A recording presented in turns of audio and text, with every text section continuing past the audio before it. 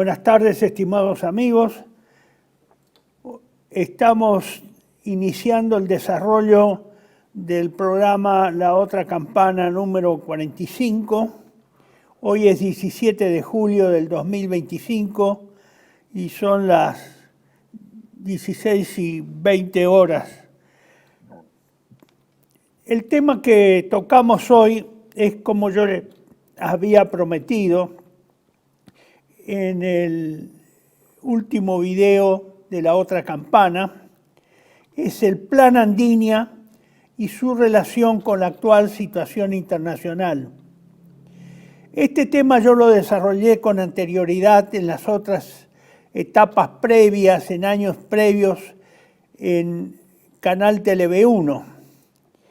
Hoy lo he vuelto a exponer por una necesidad que me impone la circunstancia, me impone la situación internacional y me impone la situación nacional. No podría hacerme el distraído respecto a la gravedad que esto implica, especialmente en el cumplimiento de ese famoso y supuesto Plan Andinia. Entonces, me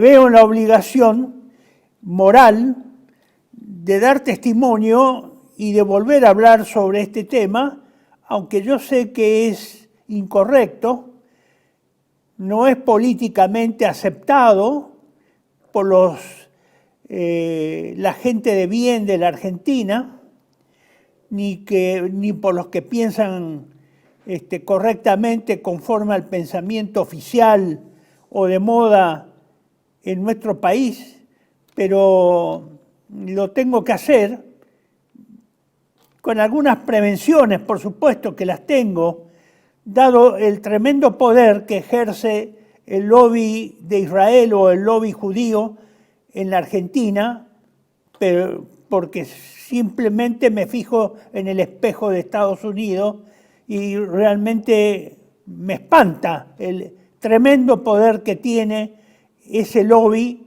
para manejar y ordenar la política exterior e interna de los Estados Unidos. Como si ellos hacen eso con los Estados Unidos, ¿qué harán con nosotros que somos una cáscara de nuez?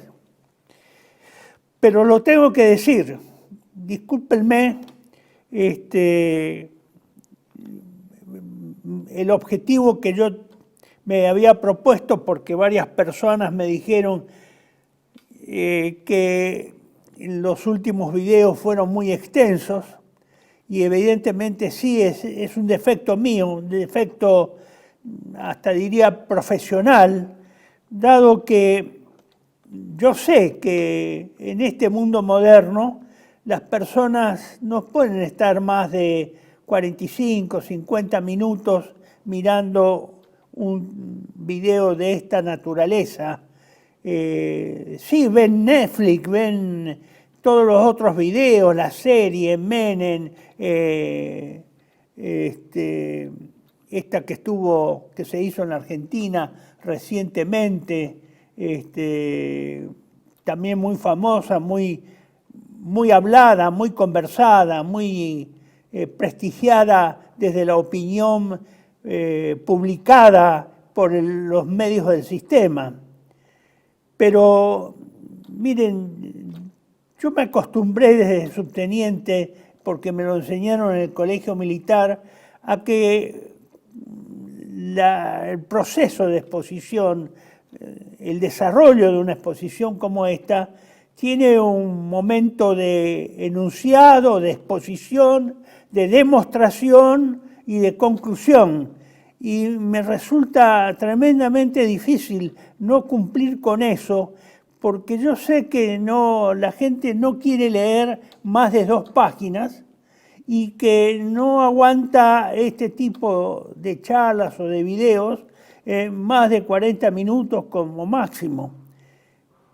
Pero sinceramente yo no quiero ser cómplice de exponer o desarrollar un tema tan superficialmente que yo sé que el que lo recibe no lo va a investigar, no va a ir a profundizar y aportarse a sí mismo y buscar antecedentes que le expliquen y que lo convenzan, porque lo que yo me propongo para el que me está escuchando y abusando de su confianza y de su inteligencia, es que él sea también un expositor de esto, sea un demostrador, alguien que también convenza a otras personas, porque si queda en él solamente, si queda en cada uno de ustedes y no sale de ustedes y no se comunica a otros,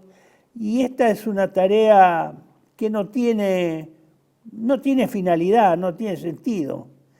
Esto tiene sentido en la medida que esto se difunda y los que recepcionan esa difusión lo comprenden, lo entienden, después lo pueden masticar investigándolo por la suya, pero lo importante es que por sí puedan explicar a otros y convencerlos y a su vez hacer una cadena de conocimiento, porque de lo contrario, con 2 páginas que se pueda leer por día o por hora y 10 minutos o 15 minutos de un video como si fuera un video de entretenimiento de TikTok o de una serie de Netflix o de la que sea, mire, con eso no vamos a reconquistar la Argentina.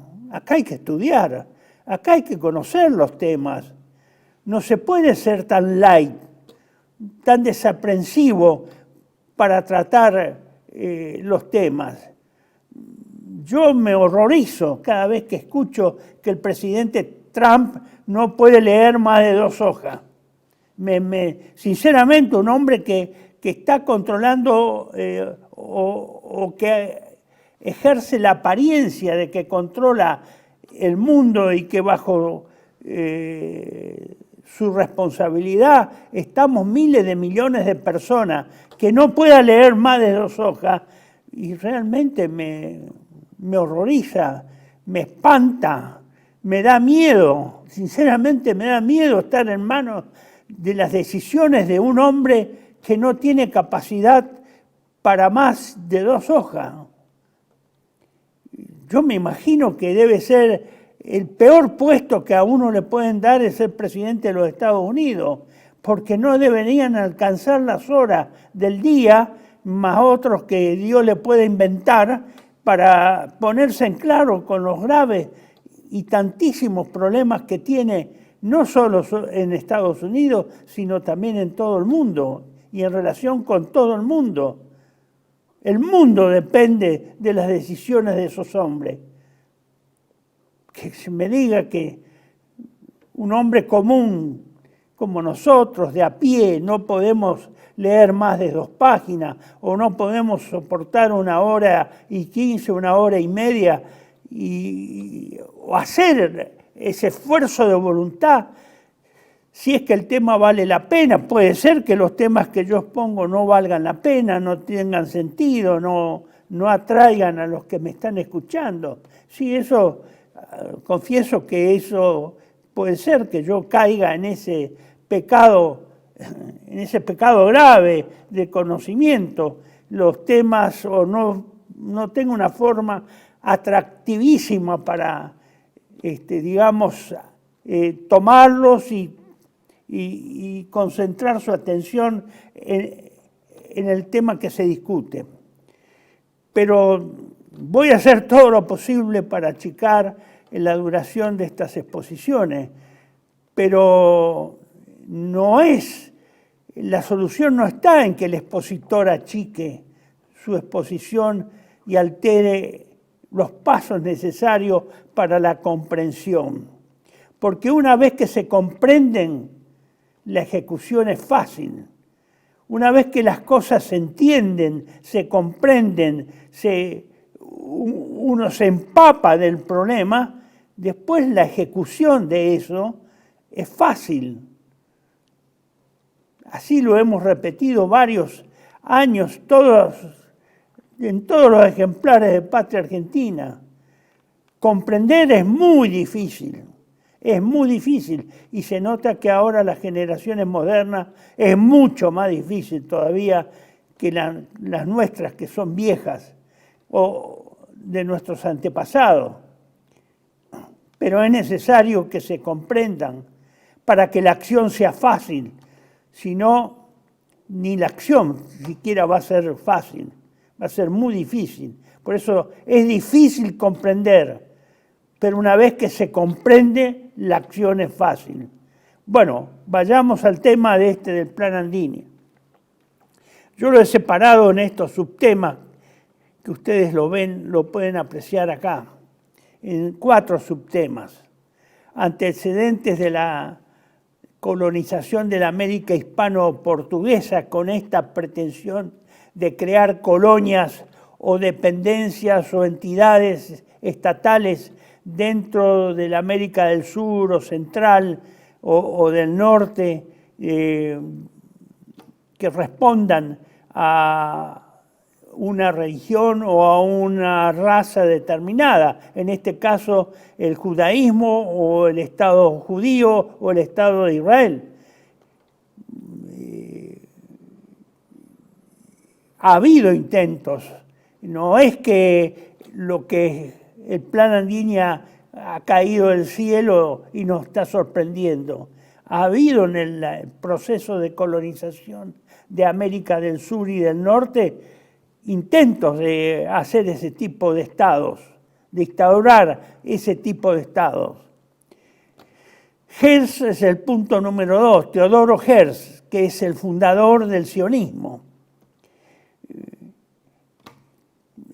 Y esto es importante que se sepa bien, porque Teodoro Herz habla como una alternativa al Estado judío de Palestina o la Argentina. No dice cualquier otro país, nos nombra a nosotros en 1884 cuando se publica su libro El Estado Judío. Por eso nos tiene que interesar a nosotros. Basta ver quién domina la situación mundial y quién determina el rumbo del mundo en este momento y por qué lo hace, con qué poder, que es con el poder del dinero. Basta para que eso nos inquiete. El Plan Andini es el punto número 3, su relación con la actualidad internacional. Que yo diría que todo el plan, que ya la mayor parte se ha ejecutado, está en vía de ejecución en esta confusa situación internacional. Y después otros agregados del sionismo, el Mossad, la subversión, etcétera, etcétera. Bueno, pasamos al primer tema, subtema. Antecedentes de la colonización de la América hispano-portuguesa. Hispano-portuguesa, es decir, que comprende a los territorios bajo dominación española y a los territorios bajo dominación portuguesa. Me refiero a lo que es la América Latina que habla español y la América Latina que habla portugués, que es el Brasil. Bueno, yo le voy a citar algunas obras para que ustedes experimenten. Lamentablemente lo voy a hacer en forma rápida, le muestro, digamos, los hechos más donde pueden ustedes tomar, y ustedes tienen, vamos a pasar al número 5, vamos a saltear el 4 y después seguimos con el 4. Esta colonia Nova Holanda, en portugués, se instauró en el noreste de Brasil entre 1630 y 1654, y los portugueses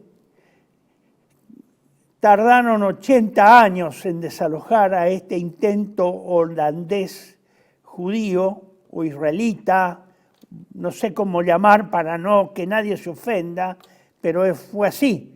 En la zona, en el extremo, como ustedes ven acá, en la punta, digamos, más oriental del continente sudamericano, en el norte de Brasil, tenemos este mapa de esa época y ustedes ven todos esos fuertes y localidades que están sobre la costa del Atlántico, que correspondería al estado de Natal, a la ciudad de Natal, Fortaleza, todos esos fuertes que están todavía en pie, muchos de esos están en pie y que yo los he visitado,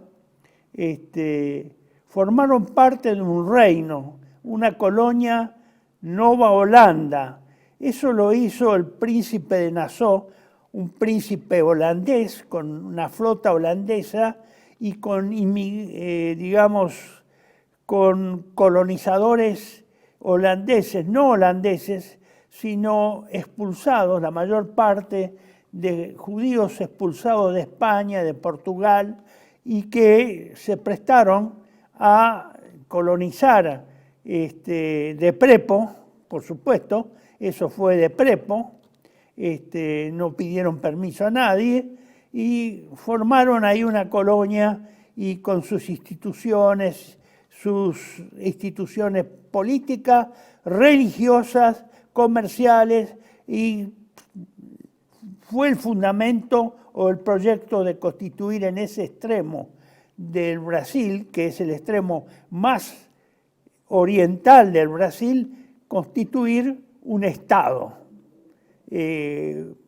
Imagínense que esa saliente del continente sudamericano es la que más se proyecta sobre África, es la más extrema hacia el oriente, que se proyecta sobre África.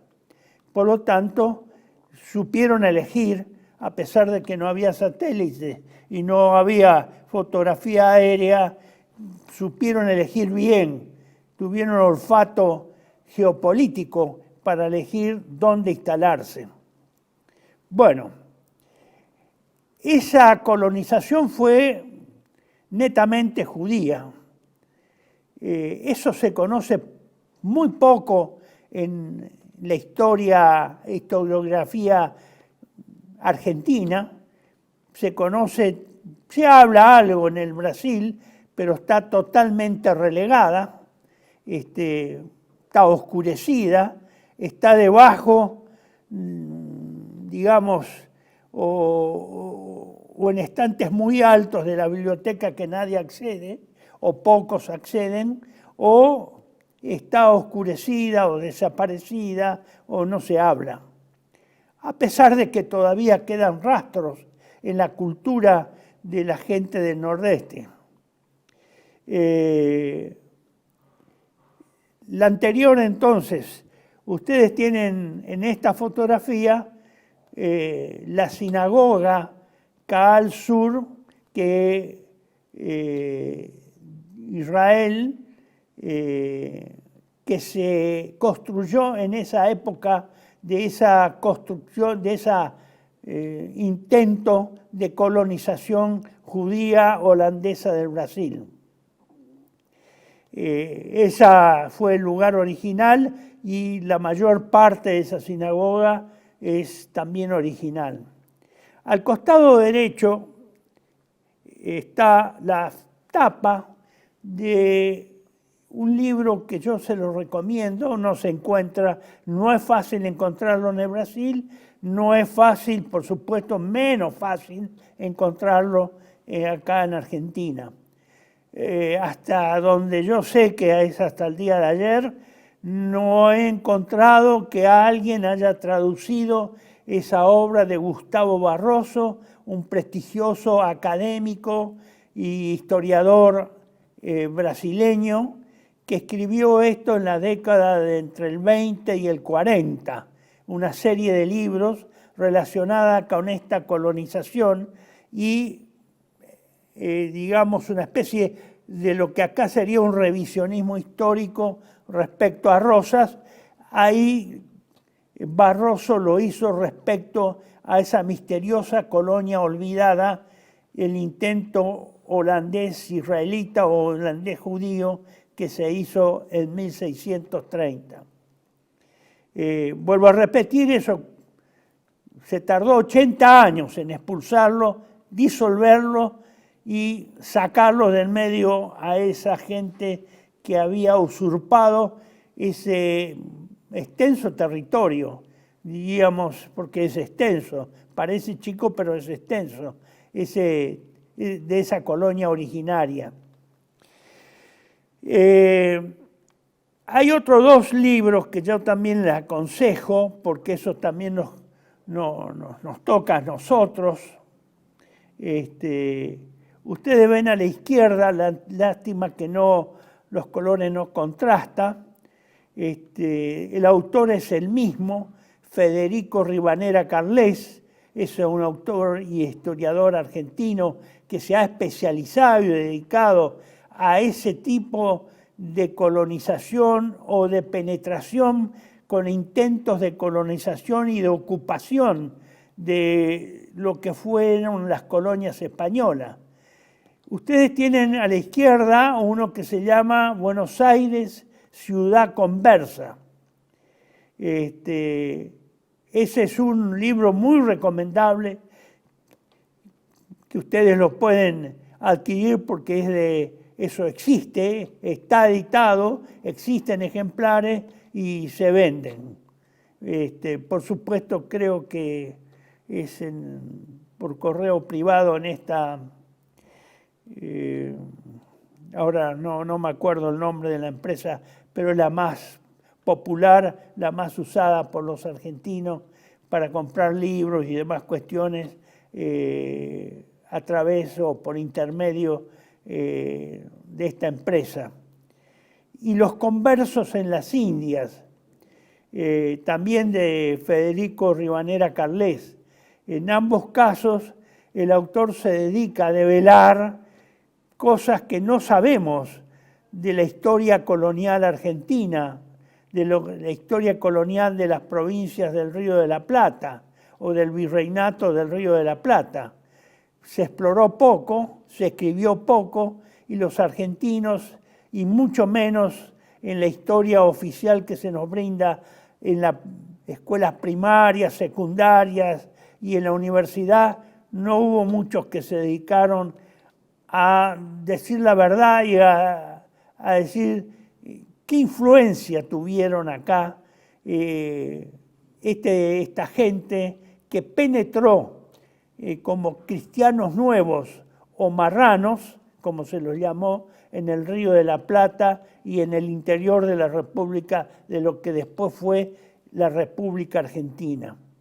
Es muy importante que accedan a esta bibliografía y la lean. Hay que leerlo. Sí, son gruesos los tomos, tienen más de 150 páginas, pero hay que leerlo. No se puede pasar por alto una cosa así, porque muchos de nuestros problemas de hoy están ahí, están originados en esa época, en esa sociedad, y por desidia, por, digamos, falta de voluntad, por falta inclusive de interrelacionar los hechos del pasado con el presente o al revés, del presente con los hechos del pasado, nosotros ignoramos gran parte de nuestra historia nacional. La Argentina no nació en 1810. Me he cansado de repetir esto. 1810 es un accidente, nada más, pero no nació en 1810. Existía desde hacía 3 siglos, 2 siglos, casi 3 siglos. Por lo tanto, tenemos que ser un poquito más celosos en la preparación intelectual y en el conocimiento de nuestras raíces históricas y culturales. Bueno, ya le he nombrado 3 libros. Respecto al de Gustavo Barroso, que yo le mostré es la número 4, señor director, si vuelve un poquito para fijar bien la figura del libro, número 4.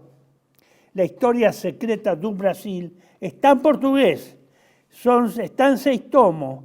A mí un señor muy generoso hace 2 años me regaló los 6 tomos que actualmente esto está reeditado probablemente en forma no del todo legal, pero está reeditado en 6 tomos.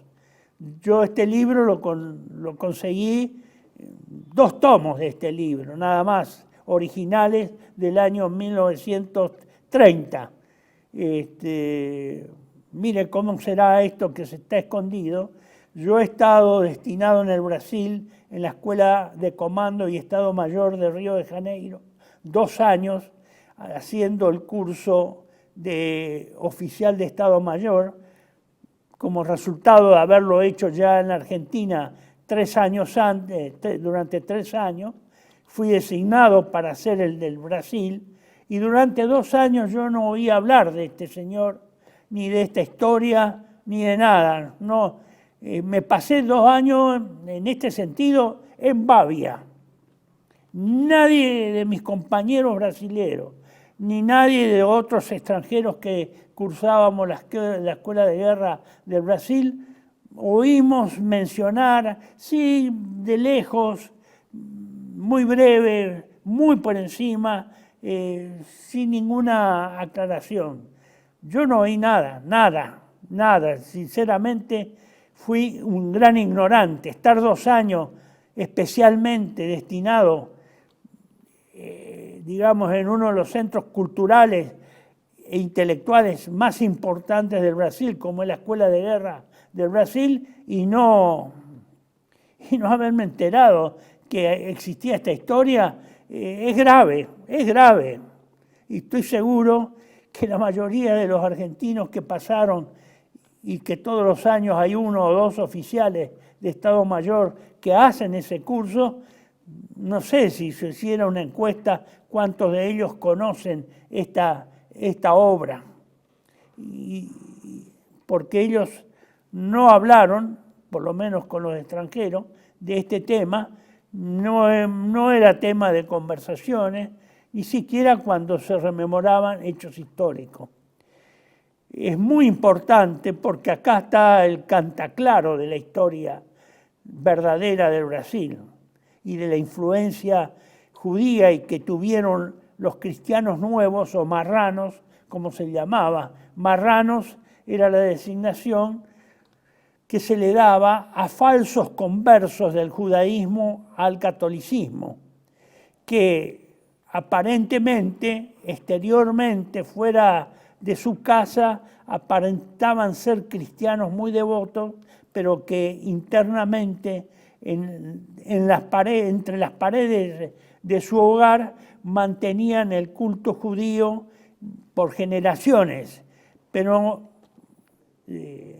nadie sabía, o por lo menos muy pocos sabían, de que realmente ellos habían falsamente adoptado la religión católica, sino que seguían practicando su antigua fe. Por eso es importante conocer esto. No se puede conocer a un vecino tan poderoso, tan importante como es hoy Brasil, entre las potencias mundiales, y no saber parte de su historia, ¿no?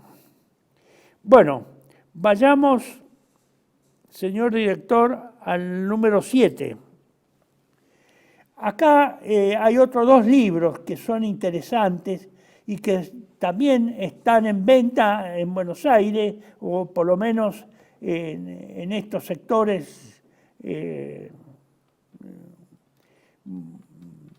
de mayor cultura de la Argentina, en las grandes ciudades. Uno es el libro de la izquierda, es Porteños ricos y trinitarios pobres. Esto, yo entiendo, es un libro muy breve, debe tener 100 hojas o un poquito más. El autor es José María Rosa, fue publicado por sus descendientes y yo entiendo que esto es algo que José María Rosa preparó para publicar junto con su monumental obra revisionista de la historia argentina. Él lo debe haber preparado, pero por razones de corrección política o por presiones o vaya a saber por qué causas, no lo publicó en su momento. Si usted puede mantenerlo, gracias. Y entonces los descendientes lo sacaron como un libro independiente, pero es probable que haya sido intención del autor publicarlo junto con sus otros, el resto de la obra, la vasta obra sobre la historia argentina desde la perspectiva revisionista. Yo se lo recomiendo, porque acá están todos los compendiados y digamos, reflejados todos los vicios morales y políticos de la Argentina moderna. Todos. No hay uno solo que no se pueda tipificar en el día de hoy. Todos. Y las malas costumbres morales y políticas que hemos hecho propias. El otro se llama Judíos Conversos, que también es de un autor, de un Mario Javier Sabán, que es un hombre, un historiador judío, que se ha dedicado a los judíos en el Río de la Plata o lo que es la Argentina.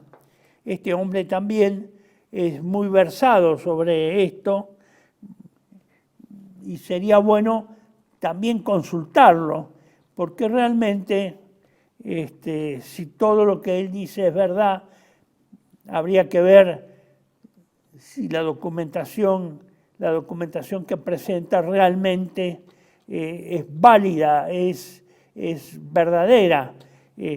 Bueno,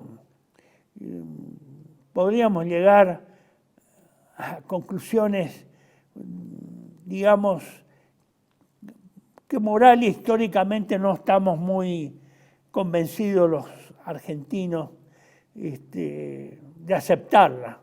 Pero si es realidad, y la realidad se impone a la larga, él asigna una amplia influencia cultural y religiosa a los judíos conversos o marranos que vivieron entre nosotros, porque como consecuencia de la expulsión de esos judíos que ocupaban esa colonia Nueva Holanda a fines del siglo XVII, lo explico así muy brevemente, esos judíos fueron expulsados físicamente, la mitad hacia el Río de la Plata, hacia Buenos Aires. Hubo una emigración hacia Buenos Aires. Y esos inmigrantes fueron de tal magnitud que por 2 o 3 décadas en censos de esa época, la mayor parte de la población de Buenos Aires fue judía. Estos no eran conversos probablemente, porque habían salido de España y de Portugal sin cubrir esa exigencia de conversión, por lo tanto se mantenían fieles a su creencia judía o a su raza judía. Por lo tanto, gran parte, es probable que gran parte de lo que es nuestro patriciado del siglo XIX y posterior, XX y actual, provenga de esas familias judías con nombres españolizados, castellanizados.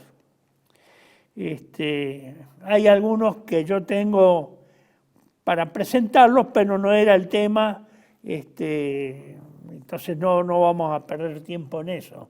Pero que a lo largo de la historia se han sabido que realmente entran dentro de esa categoría de falsos conversos o marranos. Bueno, por eso es importante saber esto, por eso es importante entender esto. ¿Y por qué tenemos algunos problemas culturales?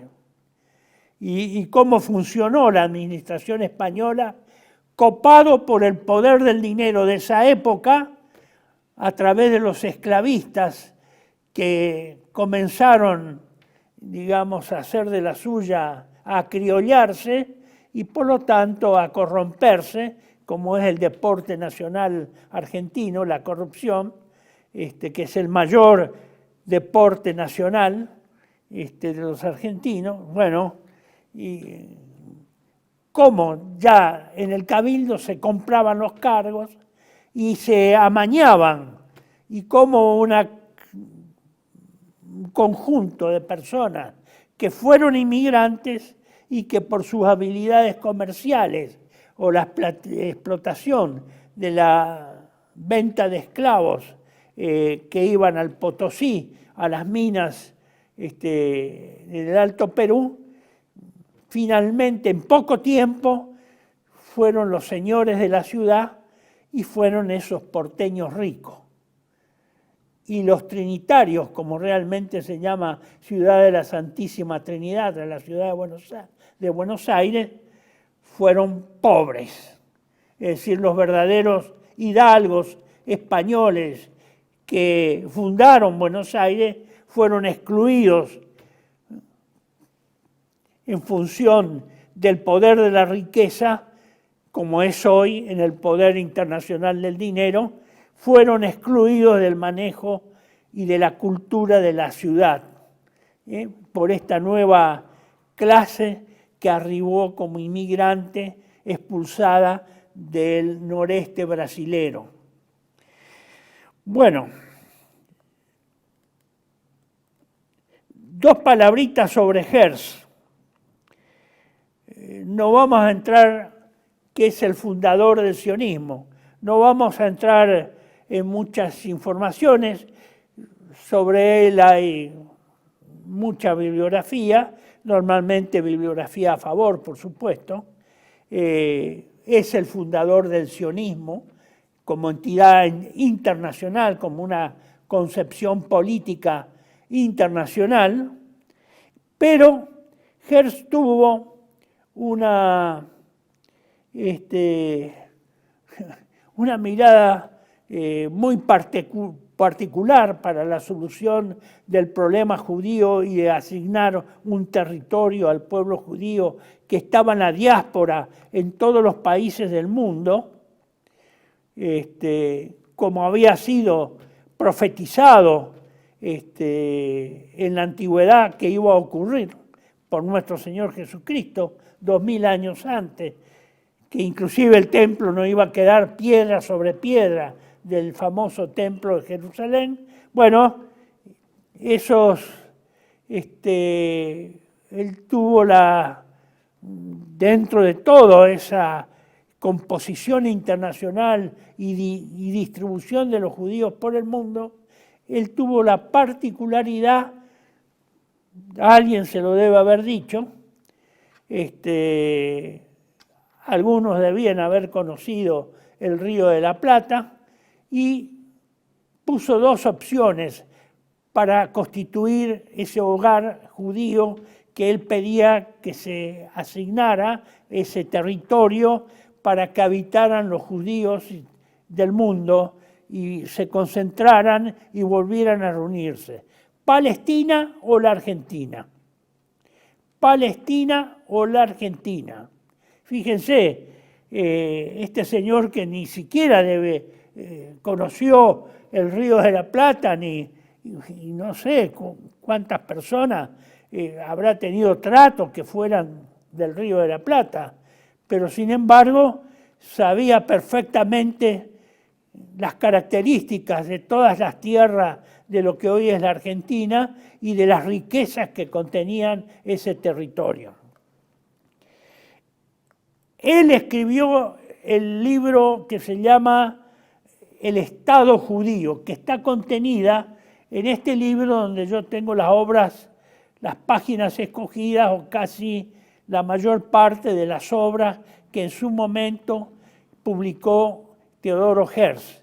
Dentro de esta obra de páginas escogidas, el libro que he tenido desde hace muchos años, está El Estado Judío y está editado por una editorial de confianza, y la editorial Israel, así que no hay posibilidad de modificación o alteración a la verdad histórica de lo que escribió Teodoro Herz.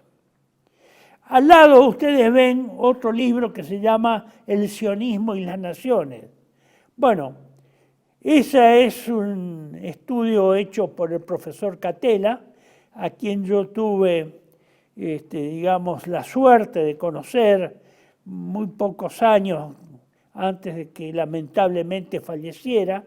Era un hombre muy culto, muy sabio sobre este tema, sabía perfectamente, él formó parte de la primera embajada argentina en Israel en 1948 y estuvo por largos años destinado en embajadas que rodeaban de países, que estuvo en Egipto y creo que estuvo también en el Líbano. Es un hombre muy conocedor del Medio Oriente y que por supuesto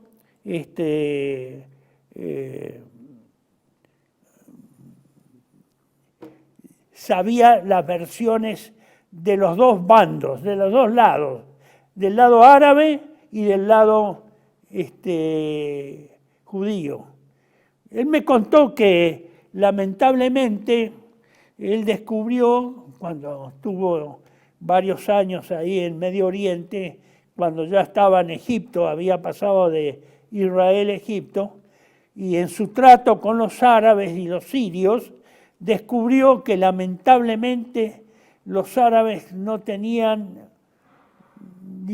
digamos, muy pobre cultura y conocimiento histórico sobre el problema del sionismo y sobre el problema del judaísmo, dado que siempre los árabes, los islámicos, consideraron a los judíos como la gente del libro, como nos consideran a nosotros, pero con más razón a ellos. Del libro refiriéndose a las Sagradas Escrituras, al Antiguo Testamento, que es un pueblo del libro, un pueblo de la Sagrada Escritura. Solamente les leo este párrafo donde nos mencionan. Dice, entonces, si los gobiernos se muestran dispuestos a conceder al pueblo judío la soberanía de algún territorio neutral, la society, en inglés, la sociedad, supongo que es la sociedad sionista, o la sociedad judía, o las altas jerarquías de la sociedad de los más altos, de la élite judía mundial, entablará discusión sobre el territorio que ha de ser tomado en posesión. Tomado en posesión. Dos países tienen que ser tomados en cuenta, Palestina y la Argentina. En ambos países se ha hecho notables tentativas de colonización, obviamente lo sabemos, eso probablemente se sepa un poco más, no tanto, pero se sabe, basados en el principio equivocado de la infiltración paulatina de los judíos. Es decir, esa inmigración, esa colonización se hizo inicialmente por parte de los judíos como un intento de hacerlo disimuladamente. Una infiltración, como dice acá Teodoro Herz, equivocadamente eligieron el camino, el modo de la infiltración, de entrar de entrar sin hacer ruido, y de entrar haciéndose el desentendido, entrar disimuladamente, sin llamar la atención, de pasar que nadie se diera cuenta de que eran extranjeros y judíos. Eso está en la página 111. Y se pregunta, ¿Palestina o la Argentina? ¿A cuál de las dos hay que dar preferencia? Eso era antes de que la famosa carta del primer ministro Balfour a el barón de Rothschild, en la que le comunica que había sido asignada la región de Palestina para hogar nacional de los judíos. La sociedad, esa que recién me referí, tomará lo que se le dé y hacia la cual se incline la opinión general del pueblo judío. La society averiguará ambas cosas, cuál sería la preferencia de los judíos y cuál sería la decisión finalmente de las élites superiores del judaísmo mundial, que ya en esa época no pasaba desapercibido.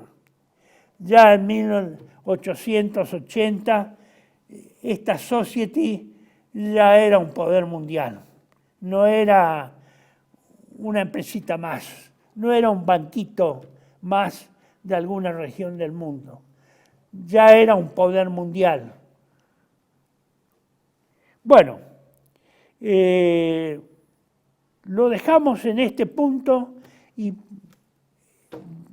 en 2 minutos volvemos nuevamente, habiendo dado esta referencia muy ligera sobre Teodoro Herz, que ustedes, por supuesto, el primer libro que deben consultar es el que yo les he mencionado en este caso, El Estado Judío, de autoría del fundador del sionismo, Teodoro Herz. Ya volvemos. Muchas gracias. Residencia como en casa, siempre contigo. Es un hogar habilitado en la ciudad de Buenos Aires con más de 30 años de experiencia en el cuidado de adultos mayores. Ubicada en el barrio de Villa Real, en pasaje Francisco Bauzá 2372, casi esquina Tinogasta. Ofrecemos atención personalizada y un ambiente cálido para nuestros abuelos. Contamos con habitaciones premium, con baño privado y TV por cable, menú supervisado por nutricionista, cocina de primera calidad, jardín terraza para el esparcimiento y conectividad para videollamadas y llamadas telefónicas. Además, ofrecemos servicios opcionales como peluquería personalizada y confección de ropa a medida. Comunicate al 11 50 35 15 25. En Como en Casa, el bienestar y la comodidad de nuestros adultos mayores es nuestra prioridad. Los esperamos. Tele-V1 se complace en anunciar que estará transmitiendo en su canal Tele-V1 Clips valiosos programas emitidos antes de la censura sufrida. El lienzo prohibido, El revés del derecho, Combates por nuestra historia, Disenso, Historias de Malvinas, entre otros que podrán encontrar en este enlace.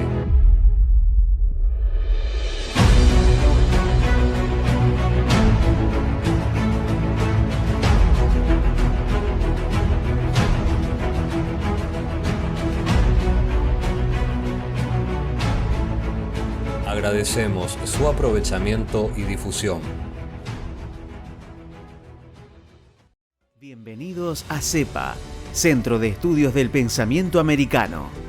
Nuevo sitio web de cursos de formación en política, filosofía, historia, literatura, geopolítica, religión, psicología y más. Cursos de formación que reflejan el verdadero pensamiento americano.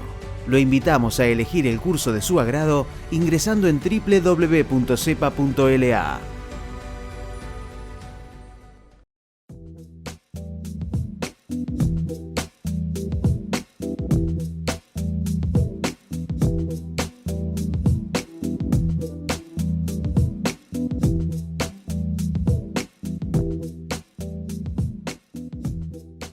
Decir siempre la verdad primero tiene un precio.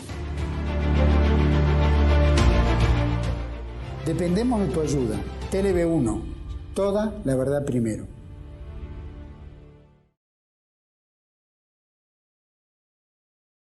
Bueno, continuamos, estimados amigos. Muchas gracias por breve interrupción que hicimos. Como ustedes ven, acá el director me dice que ya llevamos casi 50 minutos. Yo les aseguro que menos que esto me avergonzaría exponer, menos que esto, y esto debe saberse. Y yo no sé si las personas que están escuchando y tienen la generosidad de perder su tiempo escuchando sobre este tema y viendo este video, conocían o no conocían, pero menos que eso no le puedo decir. Que esto es, hasta me avergüenzo, dado que solo un párrafo sobre Teodoro Herz y lo que escribió sobre nuestra patria, que ya era una nación soberana e independiente desde hacía medio siglo, más de medio siglo, pero bueno, ya ven la dificultad o mi incapacidad para no poder ser más breve. Vamos a ver el Plan Andinia y su relación con la actualidad internacional. ¿Por qué yo lo relaciono, el Plan Andinia, con esta situación internacional? Porque la situación en Israel es altamente conflictiva. Israel está corriendo graves riesgos de dejar de existir si se agudiza el problema de la guerra con sus vecinos árabes o con otros, con Irán, o si se escala más todavía, con sus probables aliados de Irán, que serían, entre otros, China, Rusia y obviamente algún poderoso Estado árabe, de los que son vecinos de Israel. Bueno, el Plan Andinia, ¿de dónde sale? ¿Cómo es? Tengo que hacer una breve historia. Ustedes van a tener la exposición del slide y por lo tanto van a poder detener después. Es el número 14, señor director, y lo leerán con más detalle.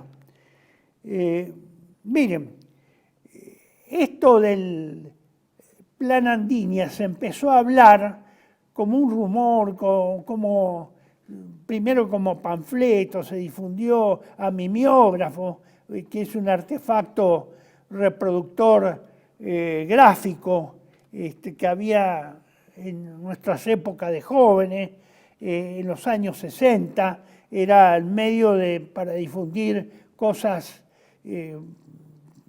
o panfletos o de menor calidad, mucho menor calidad que un libro. Pero la forma pública, de forma tal que los medios de comunicación tomaron cuenta, que no se hicieron los estúpidos y que eso ya andaba circulando. Y andaba circulando entre los sectores de pensamiento nacional o nacionalista y también, hay que decirlo con justicia, entre algunos miembros o gente perteneciente a los sindicatos de la CGT. Pero la primera vez que esto se hace público y los medios no pudieron ocultarlo es cuando el doctor Walter Beberaye Allende le dirige una carta abierta al secretario general de la CGT, José Ignacio Rucci, el 1 de noviembre de 1971. Ya había empezado la guerrilla, ya había empezado Montoneros, ya habían asesinado a Aramburu, ya había atentado. Ya eso estaba ir viendo. Ya había pasado el Cordobazo, que fue en 1969. Bueno, ahí se hace, por iniciativa de Beberaya Allende y por alguna denuncia de la DAIA, se da intervención a la justicia federal, interviene el juez, abogados y jueces en Tucumán, y todo eso está registrado y con mucho más detalle, que esto es nada más que una breve referencia, en estos dos libros que les presento. Uno es de Sisoric, Jacques Zoilo Sisoric, o Sisoric, El imperio judeo-sionista y la desintegración argentina. Ese es un libro donde hay referencia sobre este plan Andinia, y donde ya hay algo escrito como libro, ya es algo formal, no es un papel que anda dando vuelta, que es anónimo, si bien el plan es anónimo, pero hay alguien que se hace responsable y lo reproduce dentro de un libro. El otro es el que hace el doctor Walter Beberaya Allende, que se llama, que ustedes lo tienen ahí, Del yugo sionista a la Argentina posible. Esto fue en el año, si no me equivoco, fue en el año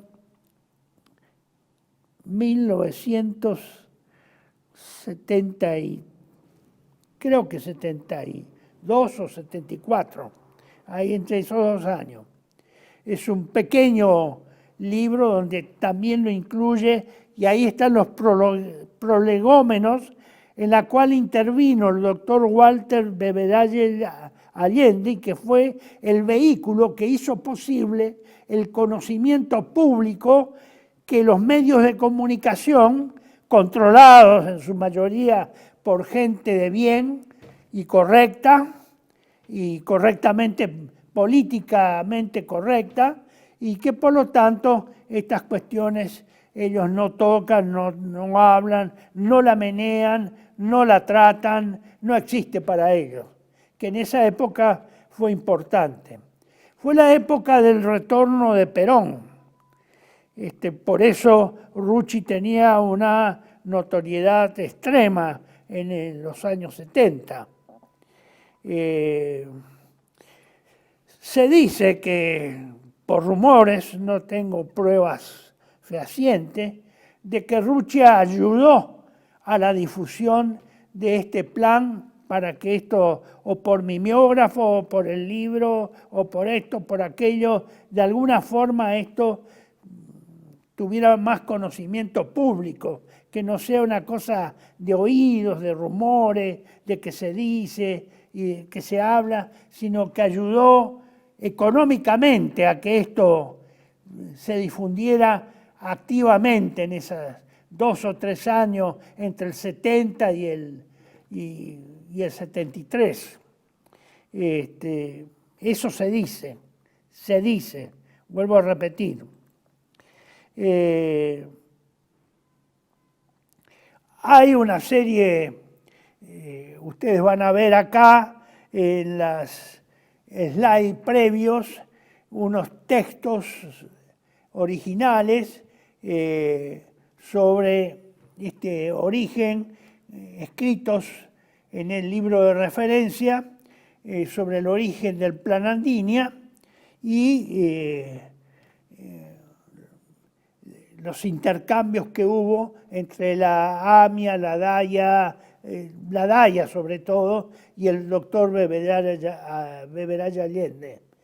Yo lamentablemente conocí al doctor Beberaya Allende 2 años antes de que falleciera, no lo había conocido con anterioridad, era conocido así públicamente por su actuación por este tema en especial, que había sido el que viabilizó la publicidad de este plan y bueno, ustedes saben que esto se atribuye a que supuestamente el texto del Plan Andiña no lo dice explícitamente, ¿no? Que el objeto sería la desintegración territorial de la Argentina para establecer a sus expensas un Estado judío, por similitud a lo sucedido con la instalación del Estado de Israel en Palestina árabe en 1948. El conocimiento de dicho plan resulta de la infidencia que habría cometido uno de los presentes en una reunión en la que habría disertado un tal rabino Gordon de Nueva York el 23 de marzo de 1969, de 21 a 23 horas en la sede del templo israelita de Paso 423. Bueno, creo que esto no se pudo comprobar, no hay datos fehacientes. Esto es muy similar a los protocolos de los sabios de Sion. Nadie es autor, que es apócrifo, que fue inventado, que esto, que lo otro, que de aquí, que de allá.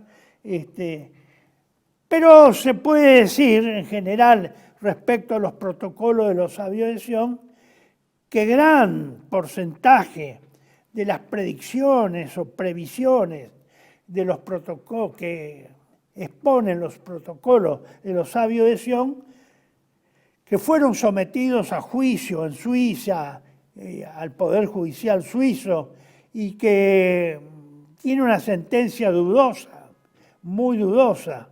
No es cierto que se haya dicho que eran apócrifos y demás cuestiones. Es dudoso. Es que también no tienen autor, que habría sido una falsificación, atribuido falsamente a los judíos y demás cuestiones.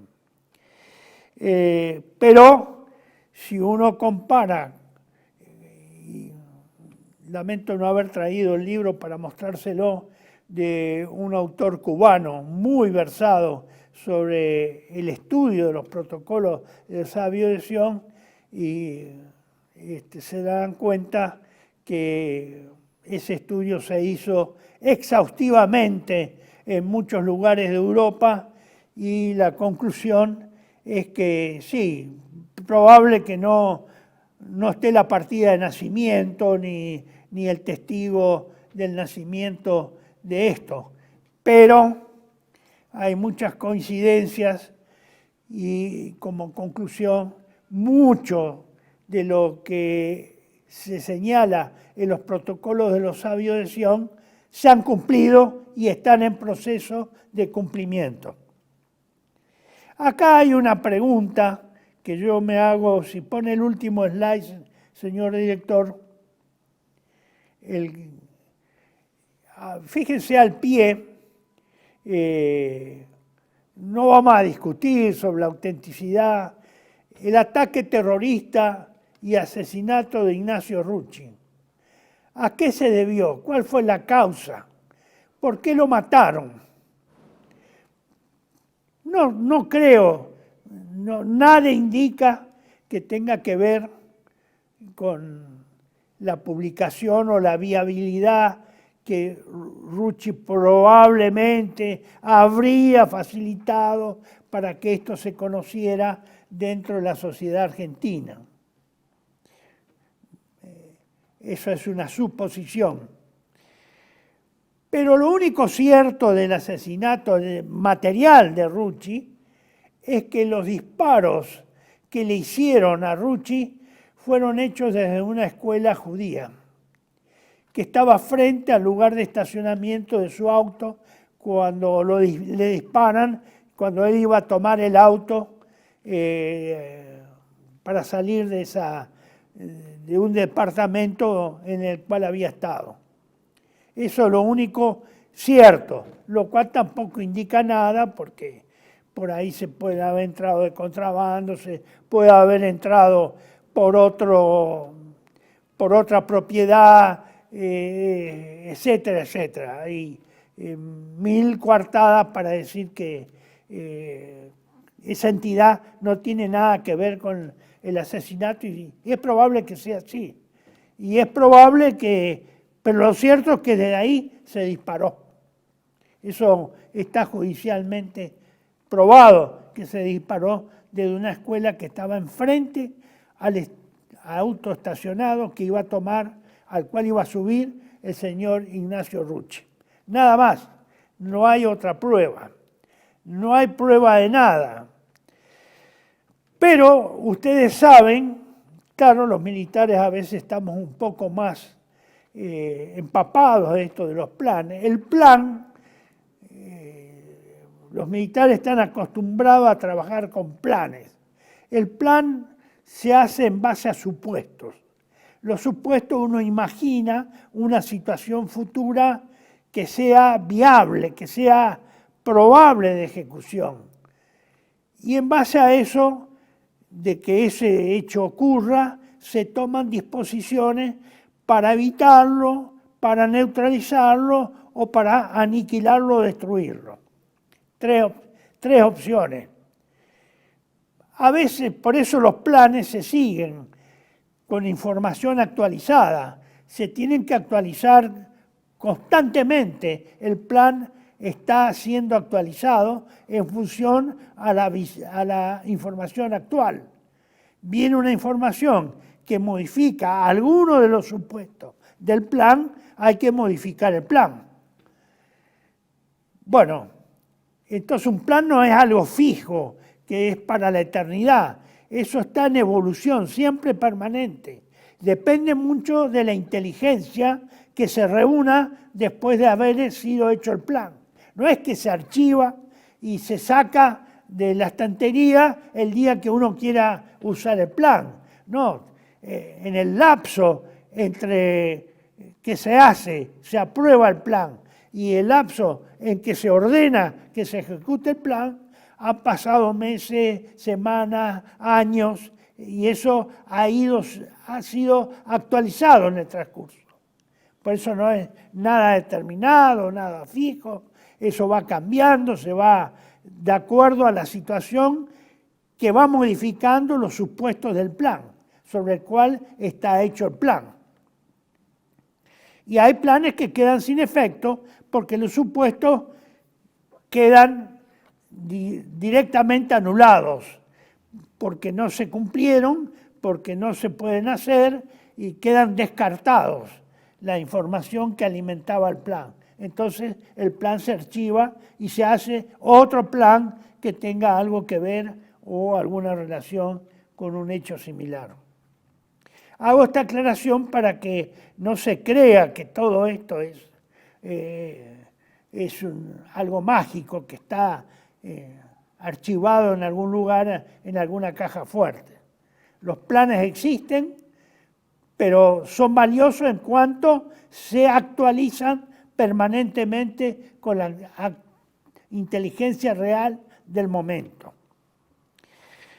Bueno, en Patria Argentina nosotros hemos hablado de este plan Andinia en 2 oportunidades y hemos hecho una pequeña estructuración y división del plan metodológica para entenderlo.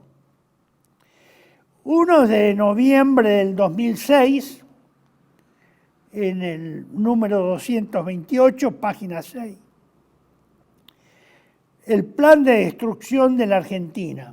Así nomás yo lo titulé, sin darle el nombre propio que tenía y que era conocido por todos, Plan Andinia, porque no se daban las circunstancias políticamente correctas ni seguridad de equidad si había un problema judicial que alguien dijera que estaban frente a un caso de antisemitismo explícito al sostener que el Plan Andinia existe. Y para evitar eso, yo no publiqué el plan, pero no le puse qué nombre tenía, que ese era el plan, que había un plan de destrucción de la Argentina. ¿Y en qué consistía el plan? Bueno, publiqué textualmente el plan que se habría publicado en el año 69-70 y que de los originales, ¿no?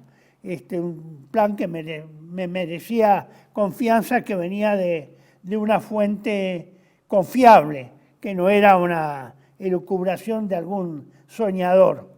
Era, y lo comparé con otros ejemplares que había en ese momento en circulación. Y el otro lo hice en septiembre del 2007. El Plan Andinia es el plan de destrucción de la Argentina. Es el número 237, y vuelvo a repetir, es de septiembre del 2007, casi un año después. Bueno, ahí sí lo estructuro como un plan, y evidentemente ya tenía otras fuentes respecto a esta gran existencia de este poder del imperialismo internacional del dinero, que estaba operando ya abiertamente a nivel mundial, no en Argentina, pero ya se sabía, esto ya sabíamos. Y además porque como jefe de regimiento en 35 en Rospentec, próximo a Río Turbio, al hacerme cargo en diciembre de 1985, recibo, entre otras cosas, la documentación que el gobierno militar había ordenado confeccionar a todos los puestos de gendarmería respecto al movimiento en la zona fronteriza de Río Turbio, Río Gallegos, Cancha, bueno, no me acuerdo, y en la zona, digamos, más al este, en la frontera este, ya donde la cordillera ya es más baja, la zona de influencia que correspondía a mi regimiento.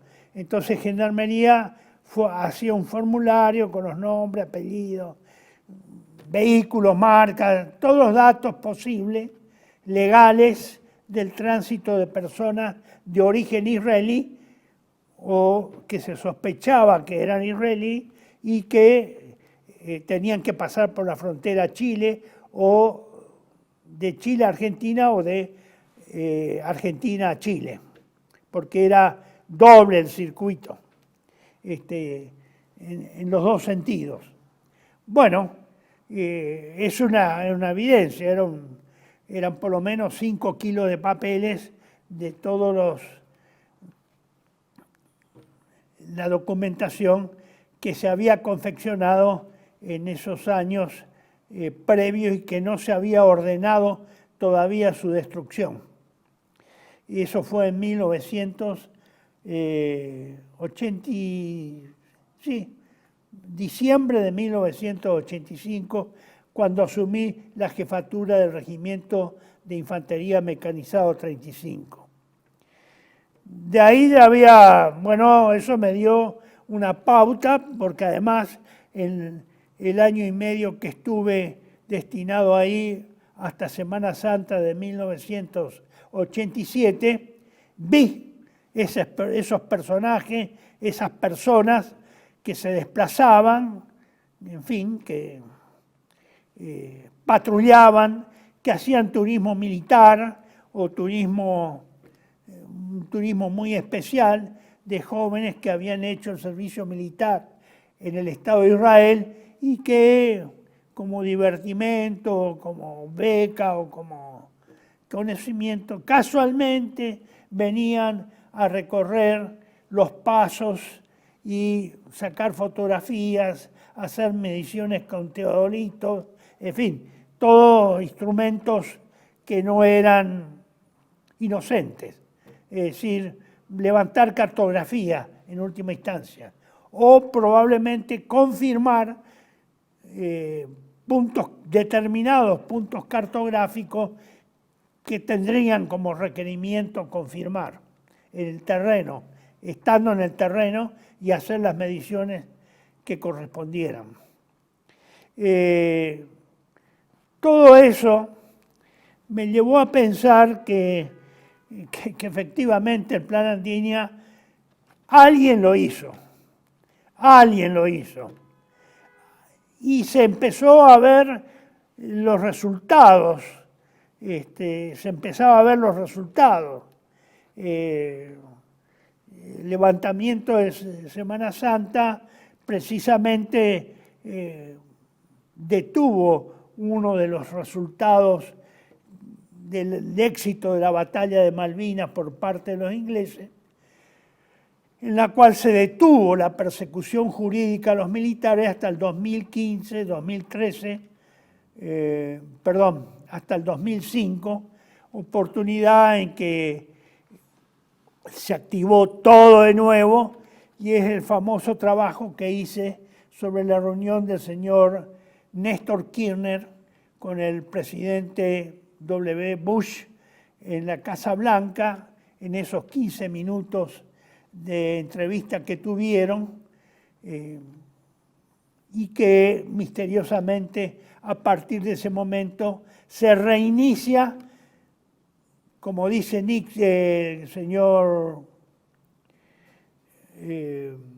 Bush, se reinicia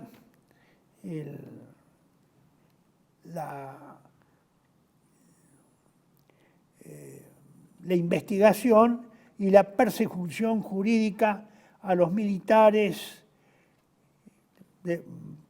miembros de las Fuerzas Armadas, de seguridad, policiales, empleados civiles, inteligencia, etcétera, etcétera, en su lucha contra la subversión. Se reinicia, él dice que en una carta que le hace al ministro de Relaciones Exteriores, el señor Timmermans, que habían sido perdonados previamente. No, nadie había sido perdonado ni indultado previamente.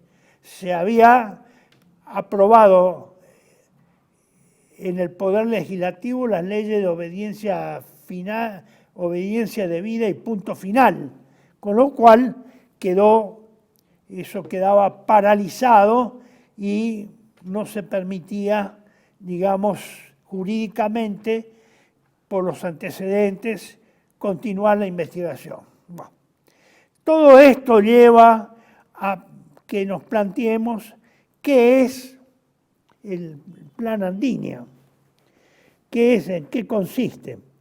Miren, ustedes tienen acá una placa que por supuesto es muy difícil de leer porque es una hoja de diario en la cual hay dos columnas, en la cual en una está el texto parcial de partes del plan dividido en el concepto de la operación, que son, digamos, la parte medular de un plan es el concepto de la operación, y del otro lado,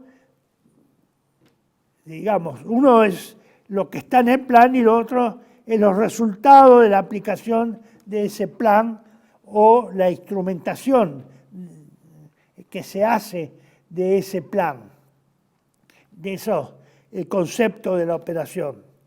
Yo eso lo desglosé en varios puntos, digamos, los dividí, ustedes ven que horizontalmente hay rayas que dividen eso. Yo extraje lo principal nada más, lo que es estrictamente, podría ser juzgado operativo, y lo analizo brevemente también para dar una información sobre lo que considero más significativo de esos objetivos que se fijan en el plan. Como ustedes ven, creo que vamos a necesitar otra sesión más para tratar cada uno de los hechos relacionados, porque fíjense, les muestro nada más y paso por alto 3 slides que tienen relación con esto, y ustedes verán, si ponen el número 23, señor director, ustedes verán que ahí dice, está más legible, son los 3 primeros puntos de esa planilla bastante larga y de letra demasiado chica. Esto en cambio se puede leer y bueno, está más resaltado, está más ambientado para la lectura. No lo voy a tratar en función en este momento, lo vamos a dejar para una segunda parte, todo lo que sigue, porque me interesa que se tome conocimiento de las partes principales del plan y que cada uno juzgue qué es lo que ya está cumplido, qué falta cumplir, qué puede cumplirse. En este momento en que la situación internacional es extremadamente confusa y en este momento en que precisamente la Argentina ha intervenido en el conflicto internacional en favor y aliada al Estado de Israel, aliada entre comillas, en la cual hemos sido sindicados por el Ayatollah Khamenei, que es el jefe supremo del Estado de Irán, como partícipes en la guerra del 13 de junio de este año. Ahí hago un salto para mostrarles nada más por qué tenemos que ver esto con seriedad, con mucho detalle, con mucho cuidado, porque estamos involucrados por el señor Milei, por una decisión unilateral y sin permiso del Congreso, como estamos involucrados en una probable guerra y podemos ser objeto de, además de los ataques que supuestamente los hizo Irán, de la embajada y de la AMIA en años que hoy se están cumpliendo, hoy, mañana se rememora o se celebra el aniversario del ataque a la AMIA. Entonces, vamos a volver. Yo no quería volver, creí que se podía dar todo esto, pero no quise dejar hilos sueltos. Pero bueno, no me voy a dejar vencer por la opinión y bueno, lo vamos a separar en 2 partes. Fíjense el slide 32, señor director.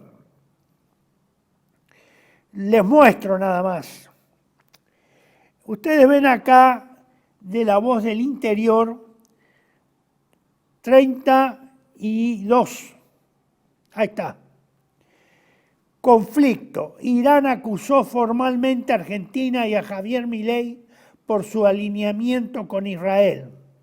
Lo hizo mediante un documento de las Naciones Unidas donde señala al país y al presidente por su respaldo, por respaldar acciones militares del régimen sionista.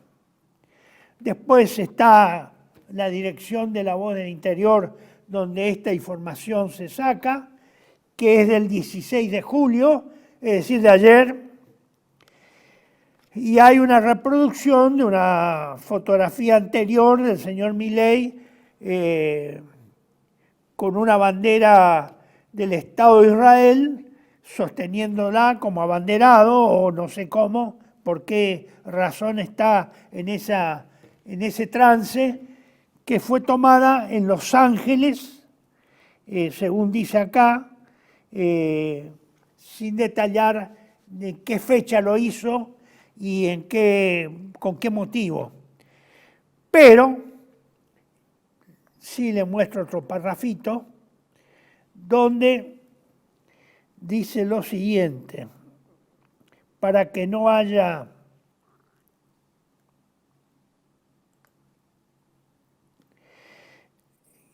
El texto de ese artículo es 34, señor director, es la 34, dice lo siguiente. En el párrafo 92 el informe señala: algunos otros países han declarado su apoyo a los actos de agresión del régimen sionista contra Irán. Entre ellos se encuentran Canadá, Argentina, República Checa y Paraguay. Más adelante, en el párrafo 94, el documento especifica, el documento que presentó Irán en las Naciones Unidas. El 13 de junio de 2025, el presidente de la República Argentina, Javier Milei, respaldó las acciones militares del régimen sionista contra Irán y condenó los ataques defensivos iraníes contra el régimen sionista, expresando su apoyo a las acciones militares anteriores de Israel. Se ve bien, se lee bien. Condenó los ataques defensivos iraníes contra el régimen sionista, expresando su apoyo a las acciones militares anteriores de Israel. Ustedes recordarán que primero Israel hace un ataque preventivo ante un supuesto ataque de Irán.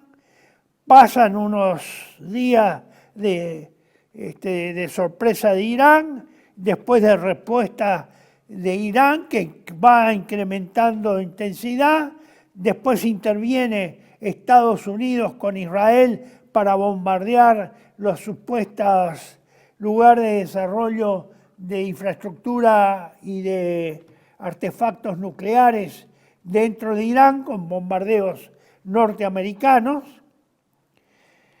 Y luego hay un alto el fuego que ordena Estados Unidos, en la cual acatan tanto Irán como Israel. Pero lo que hubo un alto el fuego, no terminó la guerra, no terminó el ataque israelí, no han vuelto a la normalidad y a las relaciones normales. Hay una situación bélica en la cual estamos implicados porque nosotros hemos dado un apoyo al ataque preventivo con que Israel inició la guerra contra Irán. Así es. No es que Irán atacó a Israel y como consecuencia de eso Israel respondió, no, es al revés. Israel inició la guerra, Irán responde y luego se incrementa la guerra con la participación norteamericana, en la cual Estados Unidos cobeligerante, en este momento cobeligerante con el Estado de Israel contra Irán, y en la cual nosotros hemos dado el apoyo a los cobeligerantes, a Israel y a Estados Unidos, e inicialmente al Estado de Israel. Bueno, esto lo hizo el señor Milei por su cuenta y riesgo.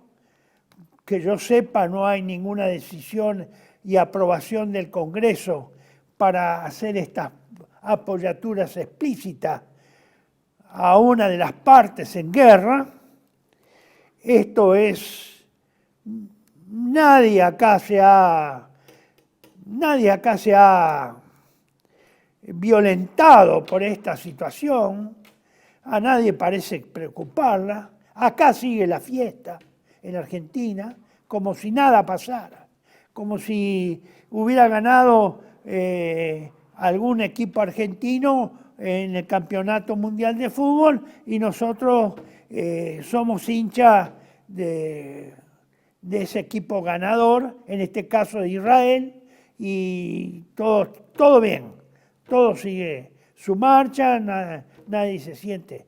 Acá hay alguien que se siente aludido, que es Irán, y se siente aludido por una situación de guerra, no por un partido de fútbol. Pero acá, ¿ustedes conocían esto?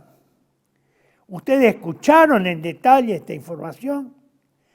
Ustedes escucharon al ministro de Relaciones Exteriores que exprese esto, que comunique al pueblo de la nación argentina de que hay un país que nos acusa de estar interviniendo en una guerra y ser co-beligerante en una situación de guerra internacional en la cual nosotros no tenemos vela en ese entierro, ninguna vela, nada. Bueno, señores, yo no sé qué más quieren que haga, pero yo no puedo terminar así para que los señores puedan ver con tranquilidad el video en un tiempo más adecuado. Yo no se lo puedo dar.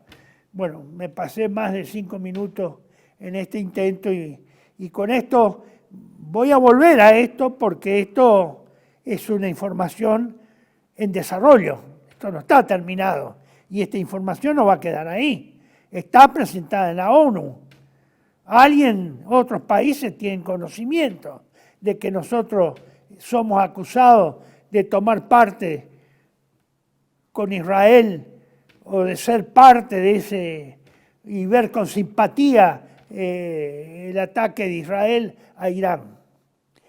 Después no nos quejemos de lo que pasa acá en Argentina. No nos quejemos. O no escucharon de las guerras híbridas. Ya la hemos sufrido. Ya la hemos sufrido. Pero acá nadie le cae la ficha. Nadie le cae la ficha. Ni a los opositores, ni al oficialismo. Son todo lo mismo. Son todo lo mismo. Y tanto los oficialistas como los opositores supuestos, cualquiera sea su entidad, cualquiera sea su calidad, contribuyen a la confusión. Opositores y oficialistas. Y yo diría que más opositores que oficialistas, porque ellos tienen la obligación de denunciar esto. Los oficialistas, bueno, si quieren hacerlo distraído, que acá no pasó nada. Hay algún atenuante en ese sentido, leve atenuante, moral. Pero los opositores son peores todavía. Bueno, lo dejamos aquí, no nos vamos a extender y vamos a ir a lo que siempre hemos tratado de hacer, de pedir a Dios nuestro Señor que en esta difícil circunstancia y al enunciar este plan que yo creo que llevaría a la extinción de la Argentina, a la desaparición de la Argentina, tal cual la conocemos hoy, o totalmente, no lo sé. Pero quisiera que volvamos a recordar al padre Memmiel, que por este camino, como hemos insinuado hasta este punto, la Argentina no tiene solución humana, aunque sobrenaturalmente pareciera que sí, aunque yo descreo que eso pueda ser. Pero Dios es omnipotente y nada humano puede interferir la voluntad de Dios. Y esto lo decía el padre Memmiel hace 50 años. Y vamos a expresar nuestro ruego a Dios con la oración de San Benito, como lo hacemos últimamente, porque la situación está muy mala y va a empeorar, y entonces tenemos que recurrir a Dios, no hay otra solución, diciendo: la Santa Cruz sea mi luz y mi faro, no sea el demonio mi guía. Fuera Satanás, va de retro Satanás, no me aconsejes vanidades, tú solo brindas cosas malas, bebe tú esos venenos.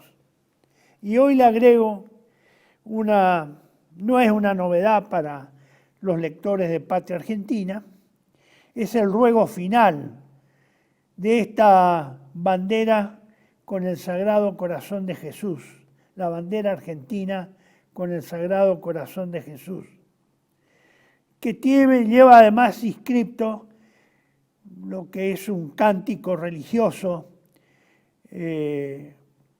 Sagrado Corazón, salva al pueblo argentino, que es un ruego final a Dios nuestro Señor, a Cristo y a la Santísima Virgen. Sagrado Corazón de Jesús, salva al pueblo argentino. Esto, en parte, es cumpliendo el pedido que le hiciera Santa Margarita al rey Luis XVI un año antes de la Revolución Francesa para que instaurara en la bandera francesa el Sagrado Corazón de Jesús y así el Sagrado Corazón protegiera a Francia de lo que estaba por sobrevenir. Lamentablemente el rey no hizo caso a este pedido de Santa Margarita, no se consagró y se colocó la insignia y símbolo del Sagrado Corazón en la bandera francesa y sufrieron la terrible y sangrienta Revolución Francesa. Pidamos a Dios nuevamente, Sagrado Corazón de Jesús, salva al pueblo argentino. Gracias, amigos. Muchas gracias por su generosidad y paciencia. Y veremos entonces la segunda parte para ver en la necesidad de extender y entrar en detalles de la explicación del Plan Andinia y que cada uno pueda tener lo mínimo indispensable para transmitir a otros argentinos. Yo diría realmente a esos argentinos de bien que existen y no de figuretis, sino reales. Muchas gracias y será hasta la próxima.